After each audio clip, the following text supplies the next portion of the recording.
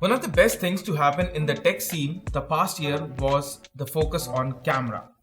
Yes, while manufacturers have been chasing megapixels, the camera themselves have gotten a lot better. In fact, you don't need to shell out a lot to get good camera phones. But given the wide range of options, it's easy for someone to get confused on which phone to buy. Well, fret not, for we are here. Hi guys, this is Ashish from Guiding Tech, and here are the top 3 phones that you can buy under Rs 15,000 for a great camera experience. So let's get started.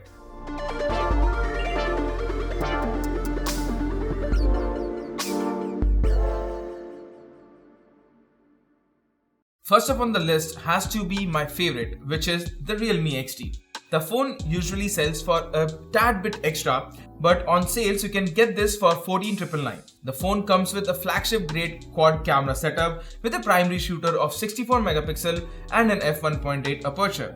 Other than that, there's an in-demand 8 megapixel ultra-wide sensor with an f2.3 aperture, and lastly you get the 2 megapixel shooter for macro and depth sensor each. Now Realme has managed to establish itself as a great brand to go for if you're interested into photography, and that's primarily due to their attractive post-processing.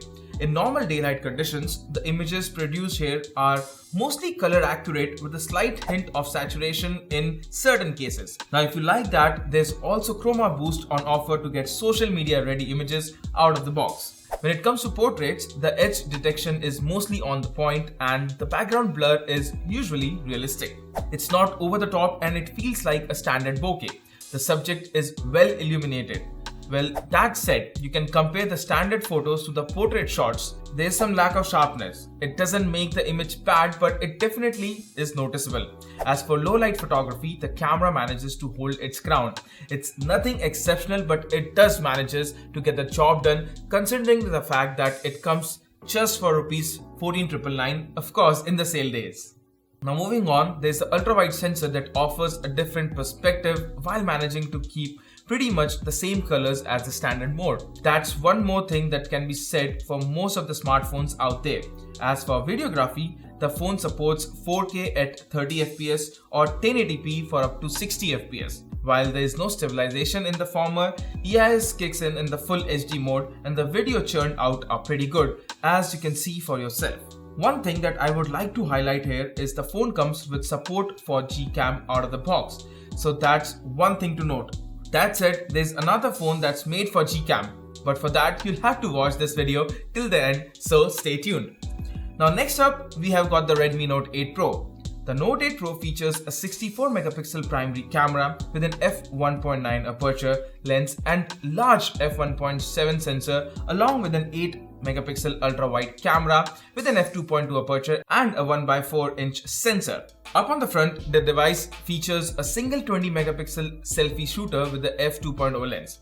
Photos captured using the primary sensor in well-lit conditions look quite nice, with an ample amount of details, accurate color reproduction and decent dynamic range in daily lit environment as well. The main camera does a decent job.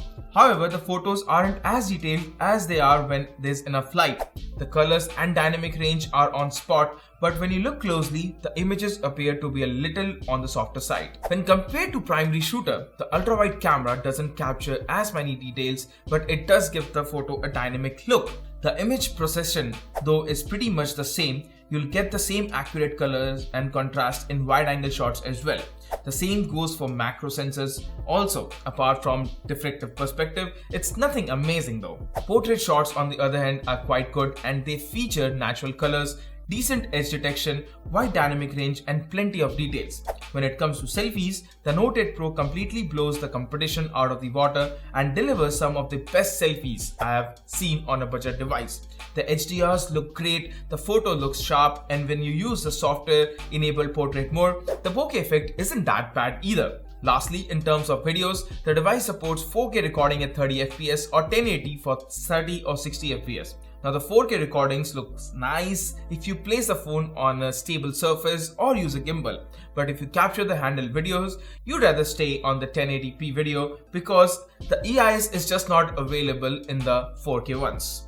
Now last on the list is again Xiaomi's Mi A3. I know it's a slight controversial device due to its specs, but the camera on this one is absolutely amazing. In fact, I've often used this as my secondary device thanks to the freaking amazing support for Gcam on this one.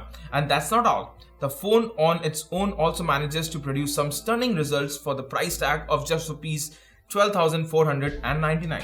The device comes with a triple camera setup with a 48 megapixel Sony IMX586 primary shooter alongside an 8 megapixel ultra wide camera and a 2 megapixel depth camera. Yes, it lacks a macro lens, but then again it also costs quite less. And the thing is, the only compromise here is in the form of a lens, not in the terms of quality. The images from Mi A3 come out sharp and have enough details. They're also quite color accurate, which is something I prefer more.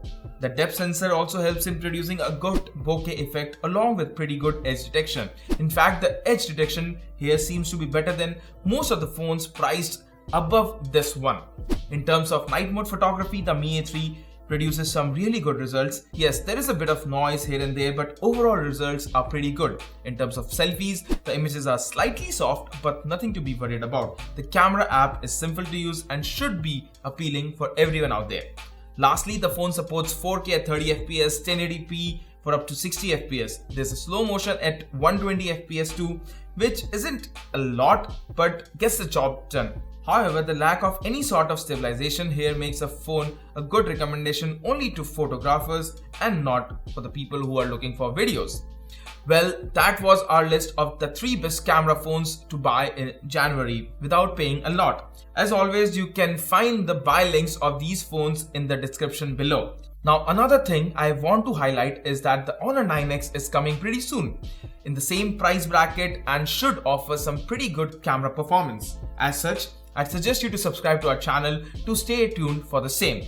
Well, that's all in this one, and I hope to see you in our next video. Until then, take care and have a wonderful day. Bye guys.